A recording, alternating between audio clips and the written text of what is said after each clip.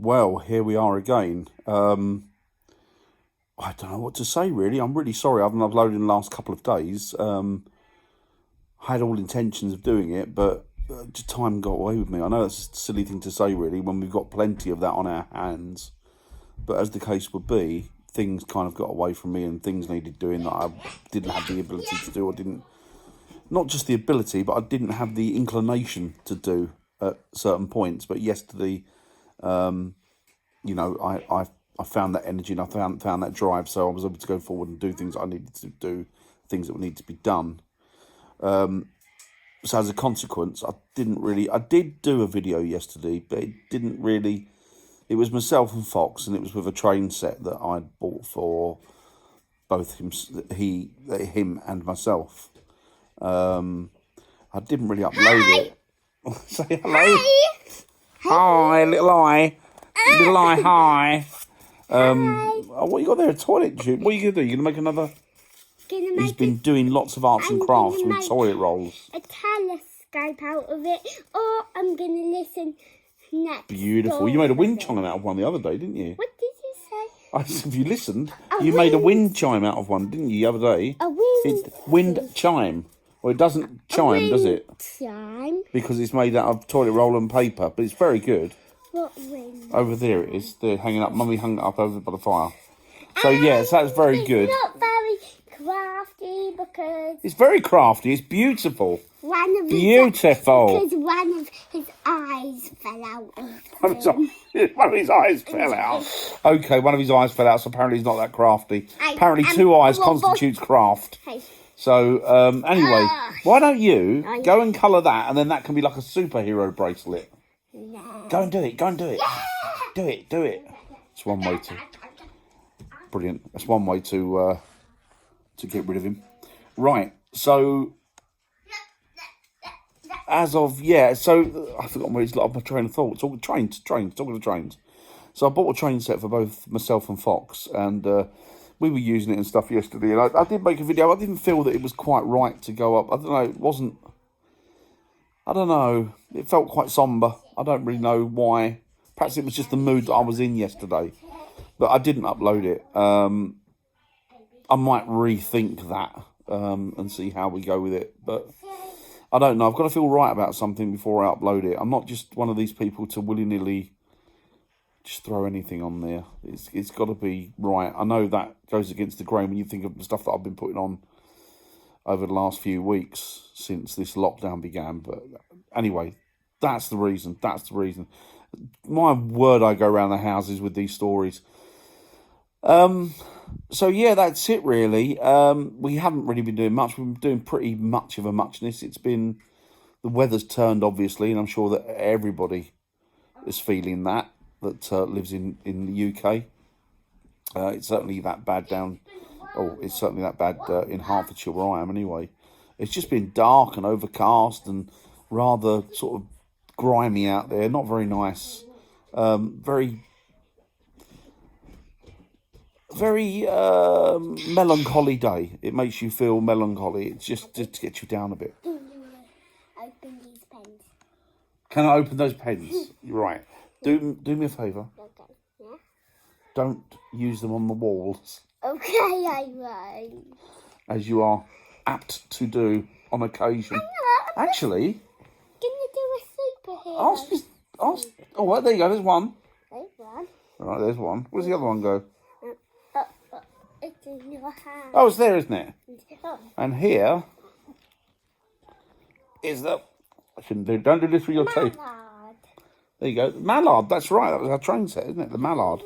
So, yeah, that's that, really. Sorry about the interruptions. So, yeah, we've not really been doing...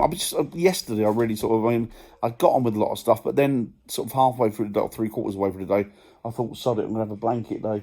So I had a bit of a soft, cuddly blanket day with plenty of tea to blow away the blues, and it works. It always tea's good for everything. You can grow limbs with tea if you're British. Well, that's what we think anyway. So yeah, that's it really. I didn't really achieve anything apart from stuff indoors. I mean, I didn't really achieve anything for YouTube. And this is it really. This is sort of, I'm going to put this up I know, it's nonsense, isn't it?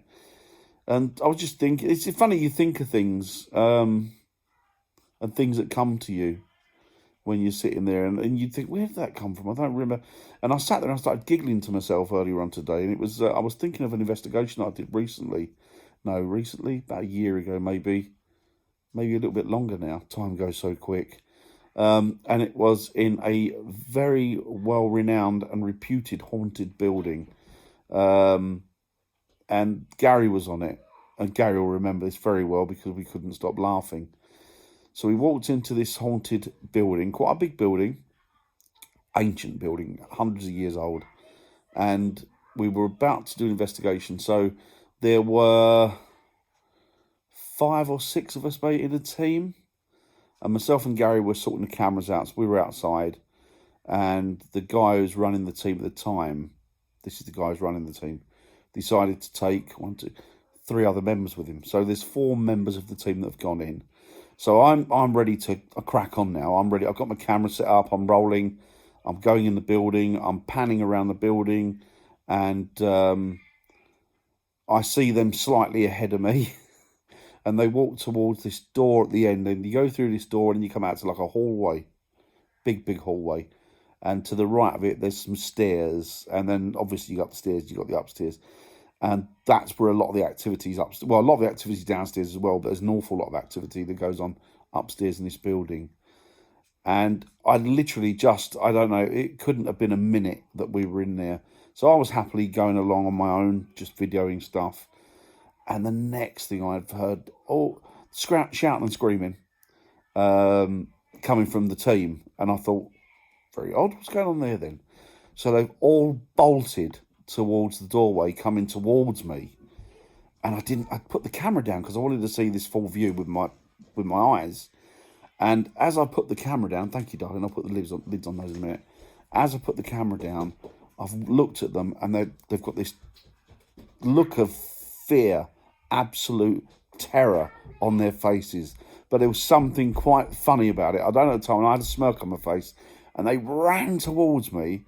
And as they ran towards me, they've all hit the door frame at once. So there's 4 of them trying to get in front of each other, and they've actually wedged themselves in amongst this door frame. And they, it's like an old, it was like the Three Stooges, and it was 4 of them. So it was like a real old slapstick comedy skit.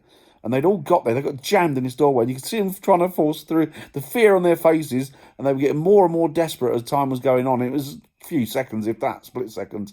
And eventually, they'd come falling into the room. They didn't quite go right over, but they come falling into the room. And the momentum that they come straight towards me, I really wished I'd have been filming this. And they bundled me. Next thing I know, I'm caught up in this great big, like a tornado of people that are full of fear. And the next thing I know, I'm outside the room. But I can hear as get the F out, get the F out, get the F out now, get the F out now. We need to get out. And I thought, what's going on here then? What's going on here? And we came outside and they slammed the door shut. The guy who was in charge of it. And he looked around, he went, we were just in there and there was nobody else in there at this time. And this building was completely vacated. And it has been vacated for quite a long time now. But they said, oh my God, we heard footsteps up and down the stairs, and then we heard somebody talking, and they were trying to get, and I went, and you panicked. And the first thing you did as ghost hunters was to make for the doorway rather than make your way up the stairs to where the noise had come from and go to the root or the cause of the noise. You decided that you would bolt. You decided you would bolt in a very comical Scooby-Doo manner, to the point where you all got wedged in the doorway, which to this day is still funny. And Gary and myself were, at the time, we were really peed off with it. Really peed off. Because obviously, as a ghost hunter, the whole objective is to try and capture some sort of activity, whether it be video footage or whether it be audio, is to catch it and try and work out what could be the cause of it and then see what you're left with after. I hadn't heard any of the footsteps that were whispering and talking, but they were, to be fair, a lot further in with me than me. But 4 of the buggers, terrified out of their lives, trying to make their way out of this building.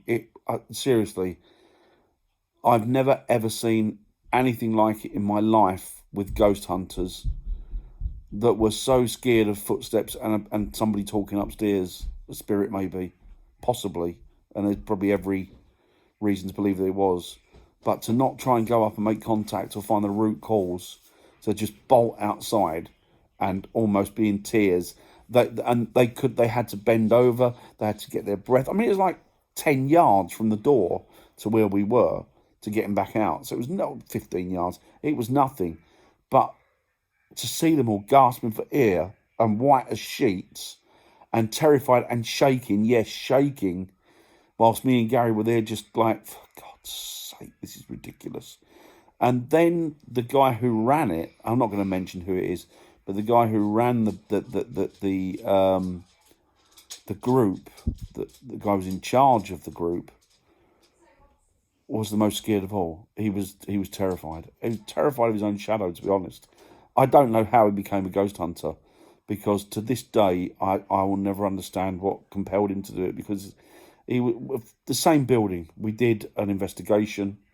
We sat down in what was a parlour area, great big old Inglenook fireplace, very ancient. It wasn't once a pub, but it was massive, massive. And we sat there, and myself and Gary had got what we believed to be some sort of credible activity. Gary had caught it on he caught it on a Connect camera, which is a skeletal tracker for ghost hunting, which was quite good. I don't know if you've ever seen it, and I was trying to interact with the spirit. You could see me and the spirit next to each other, although the spirit did bugger off at 1 point or 2 points, but that's neither here nor there. But Gary and myself, you know, we can't work out how terrified he was. And we were doing like a seance. We were not really a seance, but we were asking questions. We were doing a vigil, and the lights were out. And, you know, it helps you clarify things and gives you better focus with your concentration in the dark and the silence. And he screamed and jumped up and ran out the door. And he went outside and he was bent over. This is the same guy who, I don't know, 2 hours earlier got wedged in the doorway with the other three. And it was at the point where he went outside, and again, another guy it was pampering him. It was like they were like two lovers, and one was trying to pacify the other and placate them. And he was bent over, white as a sheet. And then when we looked back, first of all, what was it? He said, fingers on my neck, fingers on my neck. It was fingers on my neck. The bloody thing was going to kill me. The bloody thing was going to kill me. And me and Gary looked at the footage. Actually, it was Gary that found it. And Gary noticed it was a tiny, tiny little spider that somehow got onto his collar, dangled down his collar, and then got onto his neck. So it doesn't really constitute fingers. But rather than sit there and try and work out what it was, he bolted again. Apt to do this guy. Very nice chap, but I don't think he's cut out for ghost hunting, really. And yeah, it was outside. He was white. He was shaking, and you'd hear a noise, and he'd bolt or jump when his eyes being back, like sticking out of his head, and he'd be going, "What was that? What was that noise? Did you hear that noise? Did you hear that noise?" It was just like a comedy, really. So yeah, so that was sort of things those are things that come into my head when I'm sitting here and not necessarily thinking about anything. Those are the things that came back and made me giggle. Anyway, I'm banging on. I'm sorry about that. Hopefully I'll try and get back with the videos at some point very, very soon. Maybe tomorrow, maybe the next day. Can't guarantee anything because there's not a lot to do when we're inside and outside in this weather. We're going to go out for a walk hopefully tomorrow, so I may be able to video that and see what we can get on that. But apart from that, that's it. Hope you're all fine. I hope you're all happy. Hope you're all good and healthy. And I'll speak to you all very, very soon. Bye, guys.